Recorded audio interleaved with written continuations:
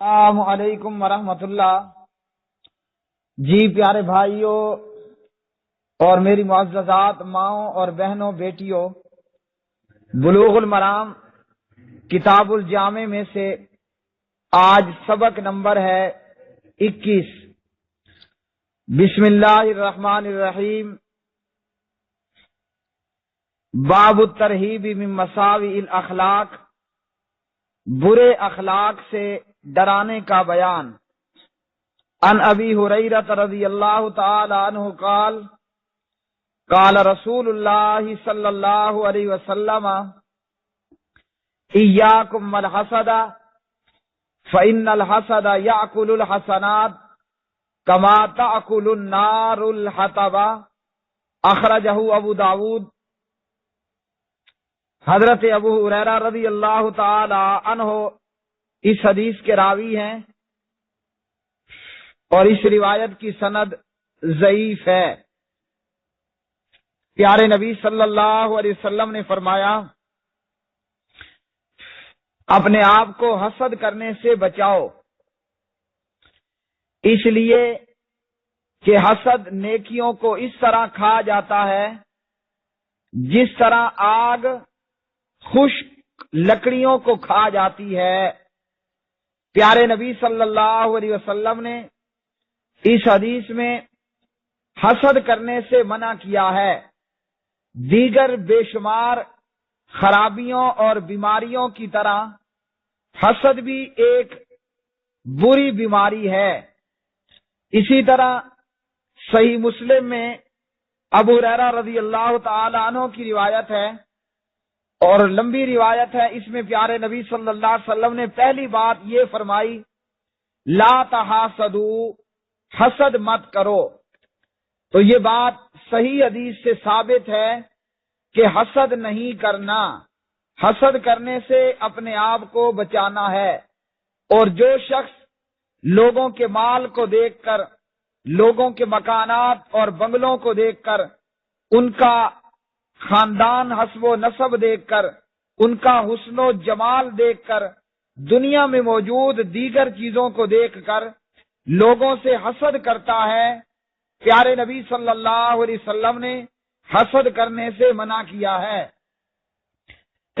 حسد نیکیوں کو اس طرح کھاتا ہے جس طرح خشک لکڑی کو آگ کھا جاتی ہے۔ خشک لکڑی ہو اور اسے آگ لگائی جائے، منٹوں منٹ کے اندر وہ لکڑیاں فنا ہو جاتی ہیں۔ اسی طرح یہی معاملہ حسد کرنے والے کے ساتھ ہے۔ اور کتاب الجامع کے شروع میں ہم نے یہ حدیث پڑھی، پیارے نبی صلی اللہ علیہ وسلم نے فرمایا، لا تنظروا الی من هو فوقکم، اپنے سے اوپر کو، اپنے سے بڑی حیثیت کے بندے کی طرف مت دیکھو۔ حسد کب ہوتا ہے کہ جب بندہ مال و دولت میں یا دیگر معاملات میں اپنے سے زیادہ بڑے لوگوں کی طرف نظریں اٹھائے، اور ان للچائی ہوئی نظروں کے اٹھانے سے نقصان یہ ہوتا ہے کہ انسان کے دل میں حسد آ جاتا ہے، اور یہ حسد دیگر بے شمار خرابیوں کے ساتھ ایک خرابی یہ ہوگی کہ حسد کرنے والا شخص یہ سمجھتا ہے کہ یہ مجھ سے اعلیٰ ہے اور اس پر اللہ کی نعمتیں زیادہ ہیں، جبکہ اپنے پاس موجود نعمتوں کی وہ ناقدری کرنے لگ جاتا ہے۔ تو پیارے نبی صلی اللہ علیہ وسلم نے اس حدیث میں حسد کرنے سے منع کیا کہ حسد مت کرو۔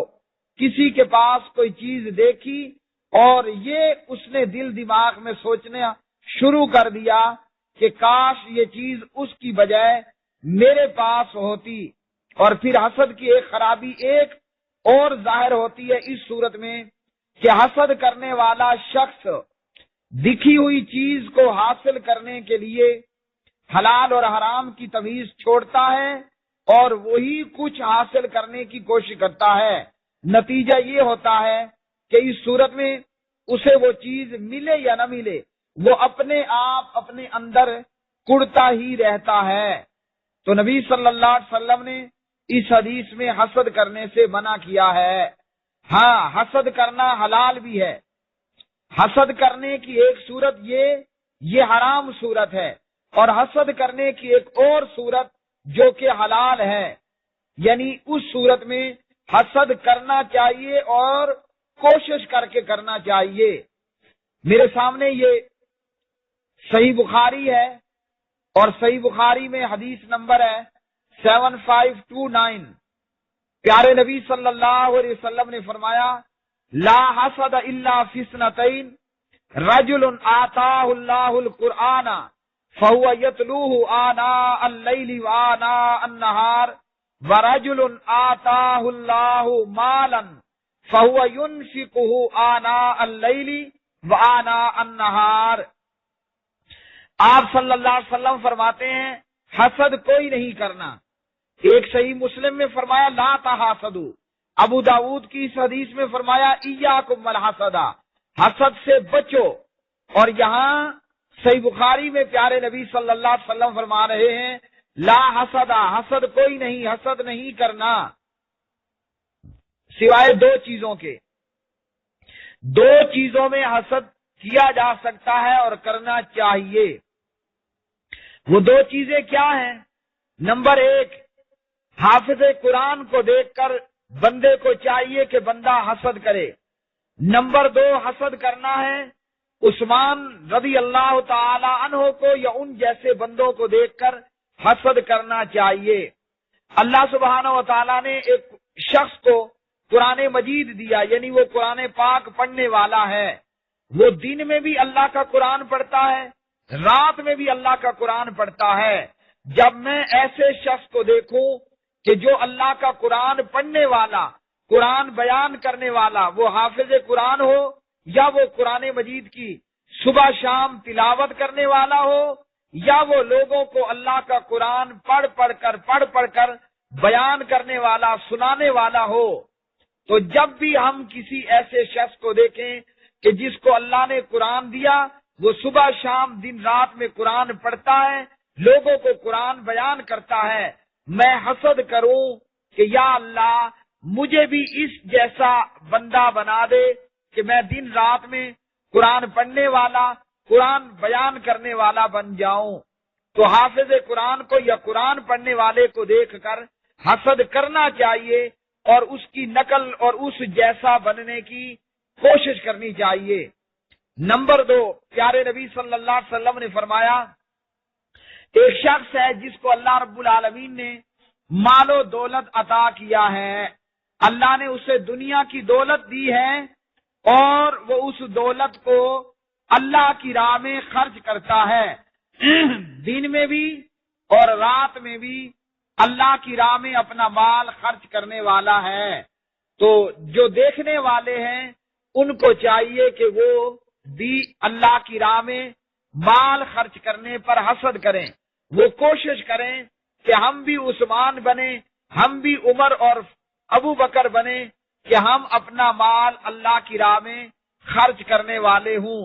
اور صحابہ کرام رضوان اللہ علیہ مجمعین، ان کی درخشندہ مثالیں وہ اس معاملے میں ہمارے سامنے موجود ہیں کہ صحابہ رضوان اللہ علیہ مجمعین دین کے معاملات میں ایک دوسرے سے حسد کرتے اور ایک دوسرے سے آگے بڑھنے کی کوشش کیا کرتے تھے، اور ہر خیر اور ہر نیکی کے معاملے میں، وہ چاہے نیکی اور خیر کا کوئی بھی معاملہ ہو، اللہ سبحانہ و تعالی نے قرآن مجید فرقان حمید میں اس کے تعلق سے فرمایا اعوذ باللہ من الشیطان الرجیم فاستبقوا الخیرات، نیکیوں میں سبقت کرو، ایک دوسرے سے آگے بڑھنے کی کوشش کرو۔ تو پیارے نبی صلی اللہ علیہ وسلم کے صحابہ ان دونوں کاموں میں بھی حسد کرتے تھے، وہ قرآن کا پڑھنا ہو یا بیان کرنا ہو یا اللہ کی راہ میں مال خرچ کرنا ہو۔ حضرت عثمان اپنا سینکڑوں مال لے کر اللہ کی راہ میں آتے، تو ایسے صحابہ بھی ہوتے کہ جو سارا دن محنت مزدوری کرتے اور چند کھجورے لے کر اللہ کی راہ میں پیش کر دیتے۔ یہ ان کا حسد اور ان کی کوشش ہوتی کہ ہم بھی زیادہ سے زیادہ اللہ کی راہ میں مال خرچ کریں۔ اسی طرح پیارے نبی کے پاس پیارے نبی کے صحابہ آئے، اور آ کر کہنے لگے کہ یا رسول اللہ صلی اللہ علیہ وسلم، مالدار صحابہ نمبر لے گئے، وہ اپنا مال اللہ کی راہ میں خرچ کرتے ہیں، وہ اپنا مال اللہ کی راہ میں خرچ کرتے ہیں، ہمارے پاس اللہ کی راہ میں مال خرچ کرنا اتنا مال نہیں کہ ہم بھی اللہ کی راہ میں مال خرچ کریں۔ ان غریب صحابہ کو پیارے نبی نے تسبیحات پڑھنا بتلائیں۔ وہ مالدار صحابہ عثمان جیسے صحابہ کو بھی معلوم ہو گئی، یہ نادار اور غریب لوگ پھر آئے کہ وہ جو خرچ کرنے والے ہیں ان تک بھی تسبیحات لیک ہو چکی ہیں، پہنچ چکی ہیں۔ آپ نے فرمایا ذالک فضل اللہ یؤتیہ من یشاء، پھر یہ اللہ کا فضل ہے، وہ جس کو چاہے دے، کہ مال بھی خرچ کرے، تسبیحات بھی پڑھے۔ اسی طرح پیارے نبی کے پاس پیارے نبی کے صحابہ آتے، یہ قرآن مجید ہے، اور وہ اللہ کی راہ میں مال خرچ کرنا جتنا مال نہیں پاتے تھے، ان کے پاس جہاد میں شریک ہونے کے لیے سواریاں نہیں ہوتی، اور نبی کے پاس بھی سواریاں موجود نہ ہوتی کہ انہیں وہ سواری اونٹ گدا گھوڑا دے اور کہے کہ لو تم بھی بیٹھو اور چلو راہ جہاد میں۔ تو جب یہ صحابہ کرام پیارے نبی سے واپس چلتے، ان کی آنکھوں سے آنسو بہ رہے ہوتے تھے، کیوں کہ ہم عثمان اور ابو بکر اور عمر کو نہیں مل پا رہے۔ تو صحابہ کرام رضوان اللہ علیہم اجمعین اللہ کے قرآن کے حوالے سے، اللہ کی راہ میں مال خرچ کرنے کے حوالے سے، میدان جہاد میں جہاد کرنے کے حوالے سے، ہر نیکی کے شعبے میں ایک دوسرے سے آگے بڑھنے کی کوشش کیا کرتے تھے۔ تو پیارے نبی صلی اللہ علیہ وسلم نے فرمایا حسد کرنے سے بچو، حسد مت کرو۔ حسد نہیں کرنا سوائے دو چیزوں کے، کہ جس کو اللہ نے قرآن دیا تم بھی کوشش کرو ہم بھی حافظ قرآن بنے، تم بھی کوشش کرو ہمارا بچہ بھی حافظ قرآن بنے۔ لیکن یہاں ہم مسلمانوں کی حالت کیا ہے؟ ایک بہن کا مجھے یہاں سوال یاد آیا، اس نے سوال کیا، پوچھا کہ میں نے یہ منت مانی تھی کہ اللہ مجھے بیٹا دے گا تو میں اسے حافظ قرآن بناؤں گی، پھر اللہ نے بیٹا دیا، اب میں چاہتی ہوں کہ اپنے بیٹے کو حافظ قرآن بناؤں، جبکہ میرا سسر یہ کہتا ہے کہ بیٹے کو حافظ قرآن نہیں بنانا۔ کیوں؟ اس لیے کہ جو قرآن مجید کے حفاظ ہیں، حافظ ہیں، ان کا فیوچر نہیں ہوتا، ان کا مستقبل نہیں ہوتا۔ اور دوسری طرف ہم لوگوں کا حسد کہاں ہے؟ ہم ایک دوسرے سے آگے بڑھنے کی کوششیں کہاں پر کر رہے ہیں؟ دنیا کے معاملات میں۔ ہمارے خواب یہ ہوتے ہیں کہ میرا بیٹا وزیر اعظم بن جائے، صدر بن جائے، MNA MPA بن جائے، ناظم بن جائے، کونسلر بن جائے، میرا بیٹا میجر جنرل کرنل بن جائے، میرا بیٹا پٹواری کانیگو تحصیلدار بن جائے۔ اسی طرح دنیا کے لالچ میں ہم سارا دن یہی سوچتے اور یہی ہماری کوششیں ہوتی ہیں، جبکہ نبی صلی اللہ علیہ وسلم کس چیز میں حسد کرنے کا بتا رہے ہیں کہ یہاں حسد کیا جا سکتا ہے۔ رجل آتاہ اللہ القرآن، پیارے نبی حافظ قرآن پڑھنے والے کے تعلق سے بتلاتے ہیں کہ اس کو دیکھ کر حسد کیا جا سکتا ہے۔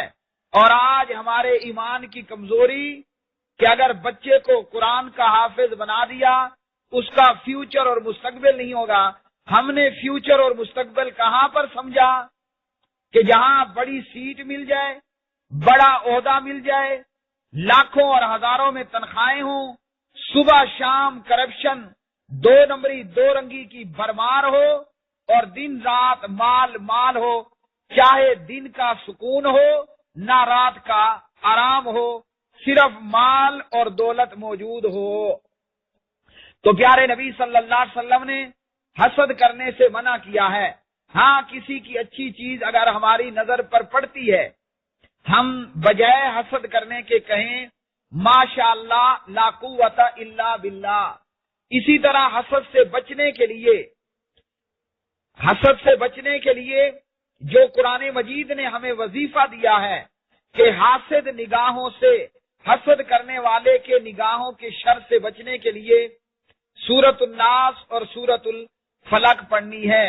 سورۃ الناس اور فلق پڑھنے والا دن میں رات میں نمازوں کے بعد وہ حسد کرنے والوں کی حسد سے محفوظ رہتا ہے۔ اور سنت یہ ہے کہ فجر مغرب کی نماز کے بعد اخلاص، فلق اور ناس، قرآن مجید کی آخری 3 سورتیں، فجر مغرب کے بعد 3 بار، باقی نمازوں میں 1 بار، ان سورتوں کو پڑھنے سے خود حسد کی بیماری میں بندہ مبتلا نہیں ہوگا۔ نمبر 2، کسی کی حسد بری نگاہوں کا شکار نہیں ہوگا۔ نمبر 3، جادو سے، تویزات سے اور اس طرح کی بے شمار مختلف مصیبتوں اور بیماریوں سے بچا رہے گا اور محفوظ رہے گا۔ تو پیارے نبی صلی اللہ علیہ وسلم کی حدیث پر ہم سب کو چاہیے کہ ہم عمل کریں اور حسد مت کریں، وگرنہ حسد ہماری نیکیوں کو کھا جائے گا، ضائع کر دے گا اور نیکیاں برباد ہوں گی۔ ہم بجائے نیکیاں کرنے کے گناہوں کے اندر مبتلا ہوں گے۔ اور حسد جس چیز میں کرنا ہے وہ یہ کہ ہم نے اللہ کے قرآن والے کی طرح خود قرآن پڑھنے والا اپنی اولاد کو، اسی طرح دیگر کو ہم حسد کریں کہ اللہ ہمیں بھی قرآن مجید کی دولت عطا کر دے، ہم حسد کریں کہ اللہ ہمیں عثمان کی طرح، ابو بکر کی طرح، عمر کی طرح، معاویہ کی طرح رضوان اللہ علیہ مجمعین مال دے، دولت دے، اور ہم اللہ کی راہ میں اس مال کو، اس دولت کو خرچ کریں، جبکہ مسلمان ہونے کے بعد ہمارا حال یہ ہے کہ ہم دنیا کے کاموں میں، دنیاوی ترقیوں میں بے شمار حسد کرتے ہیں۔ کسی کا بنگلہ دیکھا تو ہم لالچی کتے کی طرح ہونٹ لٹکائے، زبان لٹکائے کھڑے ہو جاتے ہیں کہ ہائے کاش یہ میرا ہوتا۔ جیسا کہ ہم نے سکول کے سبق میں پڑھا، ایک کتا جو اپنے منہ میں گوشت کا ٹکڑا اٹھائے ایک نہر پر سے گزرا، پانی پر جب نظر پڑی تو نیچے موجود ایک اور کتا نظر آیا جس نے اسی طرح منہ میں پکڑ رکھا تھا گوشت وغیرہ کا ٹکڑا۔ اس نے اس سے بھی اس کی بوٹی چھیننے کے لیے منہ مارا اور اس حسد میں اپنے پاس موجود گوشت کا ٹکڑا پانی میں گرا دیا۔ تو اس لیے یہ ہے حسد کرنے کا نقصان۔ جو کچھ اللہ نے ہمیں عطا کیا ہے ہم اس پر اپنے پروردگار کا شکر کریں، اسی پر قناعت کریں اور صبر کریں، اور اللہ کا اس کو عظیم الشان احسان سمجھیں اور خود کو حسد کرنے سے بچائیں۔ آج بے شمار معاشرتی خرابیوں کا ذریعہ، آج بے شمار معاشرتی خرابیوں کے مختلف اسباب میں سے ایک سبب وہ حسد کرنا ہے۔ اللہ وحدہ لا شریک سے دعا ہے کہ اللہ خالق و مالک ہمیں حسد کرنے سے بچائے، اور اللہ ہمیں، ہماری اولاد کو حاسد نگاہوں سے، حسد کرنے والی نگاہوں سے اپنی حفاظت میں رکھے۔ بلوغ المرام کتاب الجامع میں سے سبق نمبر 21 تھا۔ اللہ وحدہ لا شریک سے یہ دعا ہے، اللہ خالق و مالک ہم سب کی پریشانیوں کو، بیماریوں کو، مصیبتوں کو دور فرمائے، اور جو کچھ اللہ نے ہمیں عطا کیا اس پر اللہ ہمیں صبر و شکر اختیار کرنے، اپنی حمد و ثنا بیان کرنے کی توفیق عطا فرمائے۔ وما علینا الا البلاغ المبین۔